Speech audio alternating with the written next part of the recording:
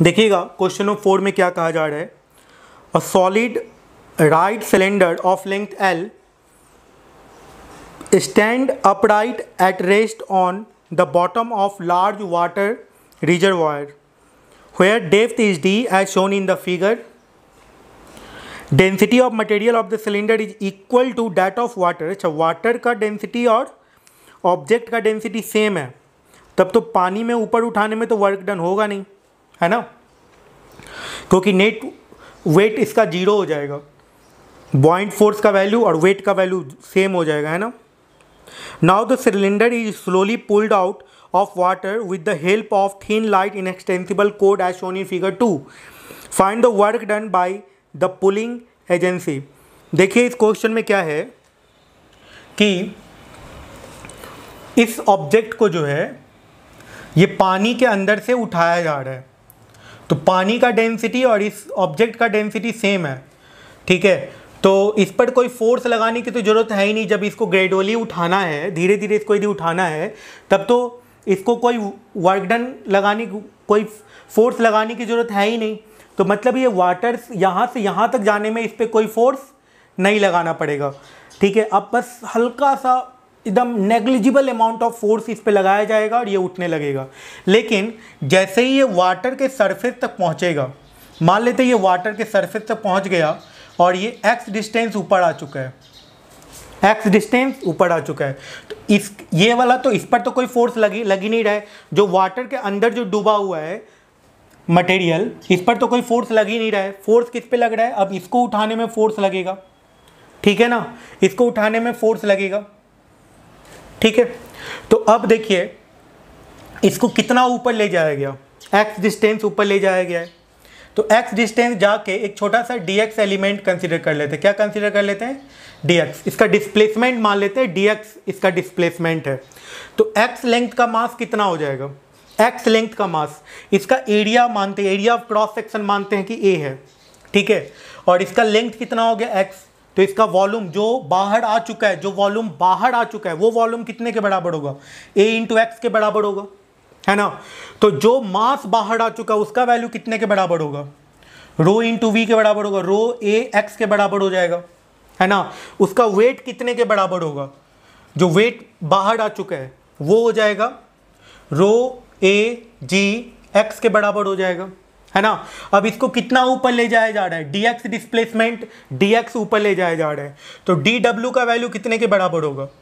Weight into D x, जो wait बाहर आ चुका है इंटू डी एक्स, यही ना होगा, कोई प्रॉब्लम नहीं।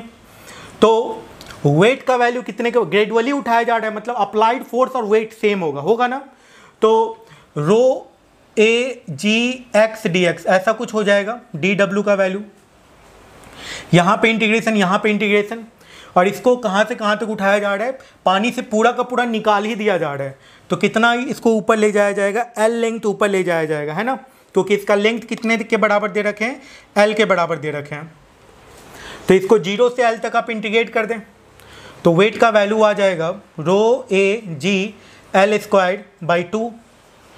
रो ए जी एल को आप एम जी लिख सकते हैं, तो ये आ जाएगा M G L by 2। This is the amount of work done. तो 0.5 एम जी एल के बराबर होगा। इसका ए ऑप्शन सही हो जाएगा। क्वेश्चन नंबर 4 का ए ऑप्शन सही हो गया। चलिए क्वेश्चन नंबर 5 में चलते हैं, देखते हैं क्वेश्चन नंबर 5 में क्या है। क्वेश्चन नंबर 5 को सॉल्व कर लेते हैं हम लोग।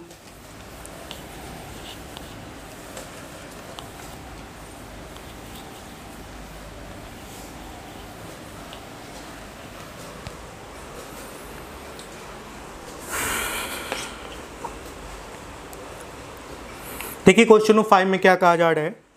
अ spring mass system oscillating in a uniform gravity is shown in the figure. If we neglect all dissipative force, it will keep on oscillating endlessly with constant amplitude and frequency. एक object को move करा के, अपने mean position से move करा के छोड़ दिया गया और ये अप एंड डाउन ऑसिलेट कर रहा है विथ कांस्टेंट एम्पलीट्यूड और कांस्टेंट फ्रीक्वेंसी से ऑसिलेट कर रहा है, ठीक है ना, कुछ ऐसा दिया हुआ है। A complete graph So how displacement x of the block from the equilibrium position varies with time t. Now at a certain instant when the block reaches its lowest position, gravity is switched off by some unknown mechanism. Which of the following graphs would correctly describe the change taking place due to switching off the gravity?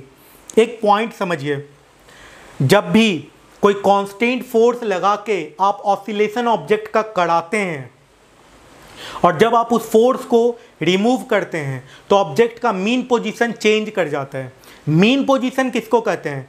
वो point जहां पे net force का value 0 लग रहा होता है, that is called mean position. ठीक है, तो जब आप इस ऑब्जेक्ट के बारे में जरा सोचिए, ये ऑब्जेक्ट स्प्रिंग से हैंग कर रहा है, ये नीचे mg वेट लगा रहा होगा, ऊपर kx0 फोर्स लग रहा होगा।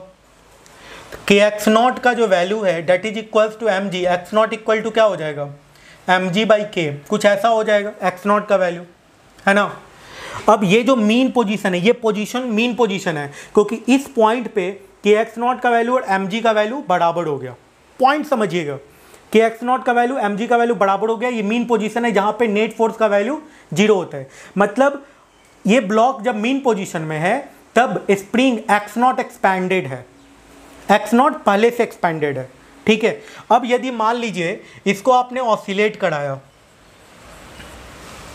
ये x लेंथ नीचे जाता है, तो अब ये जब इसको छोड़ा जाएगा तो ये x लेंथ ऊपर भी जाएगा, x लेंथ ऊपर भी जाएगा। ठीक है ना, तो x लेंथ नीचे जाएगा, x लेंथ ऊपर जाएगा, कोई प्रॉब्लम नहीं है। अब x0 से इसको कोई लेना देना नहीं है। ठीक है, ये मीन पोजीशन से x ऊपर जाएगा तो x नीचे भी जाएगा, लेकिन मीन पोजीशन स्प्रिंग जब अपने नेचुरल लेंथ में था उससे x0 डिस्टेंस नीचे है। जब इस फोर्स को रिमूव कर दीजिएगा, इस mg फोर्स को रिमूव कर दीजिएगा, तो मीन पोजीशन अब कहाँ पे चला गया? नेचुरल लेंथ पे पहुंच गया। मीन पोजीशन कहाँ पे चला गया? नेचुरल लेंथ पे। और ये जो पोजीशन है ये एक्सट्रीम पोजीशन है, मतलब ये जो मीन पोजीशन है अब यहां से x0 पोजीशन ऊपर चला जाएगा और ऑब्जेक्ट जो है अब इसके अबाउट ऑसिलेट करेगा, है ना। अब इसके अबाउट ऑसिलेट करेगा, मतलब ये यहां तक आएगा जरूर, लेकिन जब ये ऊपर जाएगा तो जो पहले वाला जो मीन पोजीशन है उससे अब ज़्यादा ऊपर जाएगा, क्योंकि अब इसका एम्पलीट्यूड कितने के बराबर हो गया? अब इसका एम्पलीट्यूड हो गया x प्लस x0 के बराबर एक्स्ट्रा। ठीक है, तो अब ये यहां से यहां तक ऑसिलेट करने लगेगा। मेरी बात आप समझ रहे हैं? ठीक है, तो जो इसका ग्राफ इसमें देने की जरूरत नहीं है, आप खुद से भी बना सकते हो। जब ग्राफ ऐसा हो जाएगा, जब वो लोएस्ट पोजीशन पे था तो उसका तो लोएस्ट पोजीशन वही होगा, ये तो यहीं तक आएगा, मैक्सिमम डिस्प्लेसमेंट इसका यही है, लेकिन ये जाएगा अब ज़्यादा ऊपर तक। ठीक है, तो अब ये जैसे चला गया तो ये यहीं तक आएगा, लेकिन अब ज़्यादा ऊपर तक जाने लगेगा, है ना।